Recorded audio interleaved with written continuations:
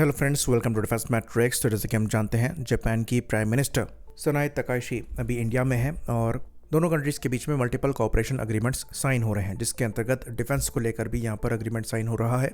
और मुख्य तौर पर यहाँ पर यूनिकॉर्न कम्युनिकेशन मास्ट को लेकर जॉइंट कोऑपरेशन होगा। और ये जापान के लिए पहली बार है कि ऐसी क्रिटिकल टेक्नोलॉजी वो किसी कंट्री को ट्रांसफ़र कर रहे हैं वर्ल्ड वॉर 2 के बाद। इवन कोल्ड वॉर के बाद ही पैसिफिस्ट एक्सपोर्ट रिस्ट्रिक्शन जापान ने लगाए थे अपने डिफेंस इक्विपमेंट्स को लेकर, और इनके द्वारा अपनी R&D पर तो काफ़ी काम किया गया और क्रिटिकल टेक को इन्होंने डेवलप भी किया है, पर ये चीज़ एक्सपोर्ट करने से ये बचते रहे हैं। और ये जो यूनिकॉर्न मास्ट है, इसको लेकर जो कॉपरेशन और टेक ट्रांसफर के लिए ये तैयार हुए हैं, ये डिपार्चर है इनकी इस स्ट्रेटजी से। तो ये भी खाली शुरुआत है, फ्यूचर में फर्दर कॉपरेशन देखा जा सकता है, स्पेशली चाइना के राइज के बाद से।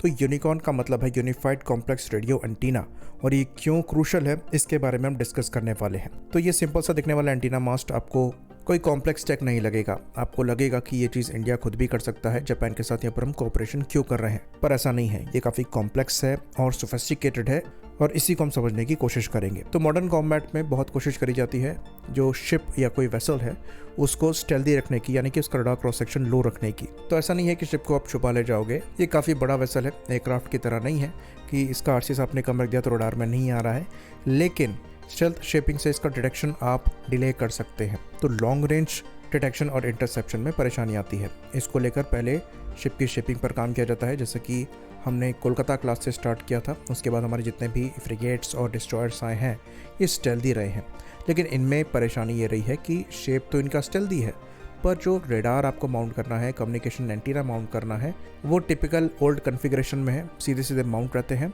जिसकी वजह से ये रडार वेव को काफ़ी ज़्यादा रिफ्लेक्ट करते हैं। तो एक शिप में आपको डिफरेंट कम्युनिकेशन एंटीना माउंट करने पड़ते हैं, जैसे कि UHF, VHF, फिर tactical data link, electronic support measure, tactical air navigation जिसे टकान कहते हैं। तो ये डिफरेंट एंटीनाज डिफरेंट मास्ट पर लगे होते हैं, और ये एक इलेक्ट्रोमैग्नेटिक फेनोमेना क्रिएट करते हैं जिसे कॉर्नर रिफ्लेक्टर्स कहते हैं, जिसकी वजह से जो एनिमी की रडार वेव्स होती है वो इनसे बाउंस बैक काफ़ी ज़्यादा होती है और मैसिव रडार क्रॉस सेक्शन को क्रिएट करती है।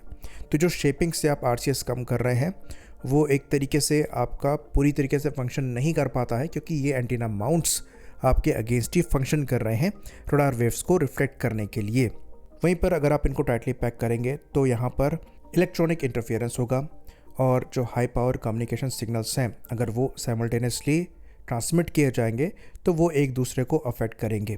तो इस चीज़ को रिड्यूस करने के लिए इंडिया द्वारा एडवांस्ड कंपोजिट कम्युनिकेशन सिस्टम या फिर ACCS को यूज़ किया जाता है, जो कि एक 4th generation voice and data integrated system है, जिसको बेल द्वारा बनाया जाता है, जिससे जो इंटरफियरेंस है डिफरेंट कम्युनिकेशन सिस्टम का वो ज़्यादा होता नहीं है, लेकिन फिजिकली जो आर्किटेक्चर है वो RCS को कम करने का काम नहीं करता है।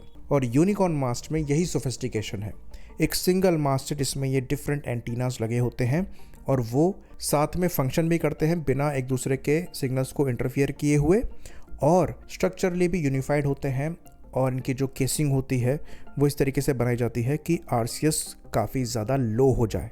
तो अब मल्टीपल एंटीनास के बजाय आपको खाली एक मास्ट चाहिए, जो कि इन्होंने डिज़ाइन किया है। तो ये काफ़ी सोफिस्टिकेटेड है, इतना आसान टेक नहीं है, और इन मास्ट को यूज़ करने से हमारे जो वॉरशिप्स हैं उनका RCS काफ़ी ज़्यादा नीचे जाएगा। तो यहाँ पर जो मटेरियल यूज़ किया जाता है ये फाइबर रेनफोर्स प्लास्टिक है, FRP है, जो कि एंटी कोरोसिव क्वालिटी के साथ आता है, ईज टू मेंटेन है, और अच्छी खासी इसकी लाइफ होती है।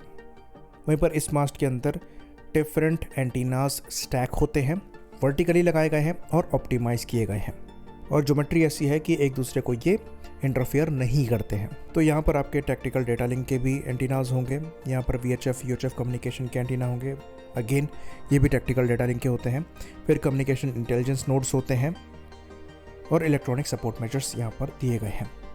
इवन यहाँ पर टेकैनियन की टैक्टिकल एयर नेविगेशन सिस्टम भी दिया गया है, जो कि फ्रेंडली हेलीकॉप्टर्स को और फिक्स्ड विंग प्लेटफॉर्म को गाइड करता है इस वेसल की तरफ। तो हेलीकॉप्टर्स के लिए आपको ज़रूरी है। तो जो यूनिकॉर्न में आपको डिस्क जैसा दिखता है ये एक्चुअली टेकैन एंटीना है। तो इनको जापान द्वारा मोगामी क्लास के वेसल्स में यूज़ किया जा रहा है। उसके बाद इंडिया में इनको प्रोजेक्ट 18 डिस्ट्रॉयर में लगाया जाएगा। जो इलिस्ट्रेशन आए हैं प्रोजेक्ट 18 के उनमें ये मास्ट दिखे हैं। इवन सुनने में आ रहा है कि जो प्रोजेक्ट 17 ब्रावो क्लास के फ्रिगेट्स होंगे उनमें भी ये आपको दिखाई देगा। तो ये काफ़ी क्रिटिकल टेक है और बहुत अच्छी चीज़ है कि इंडिया जापान यहाँ पर कोऑपरेट कर रहे हैं और टेक्नोलॉजी ट्रांसफ़र की भी बात यहाँ पर करी जा रही है।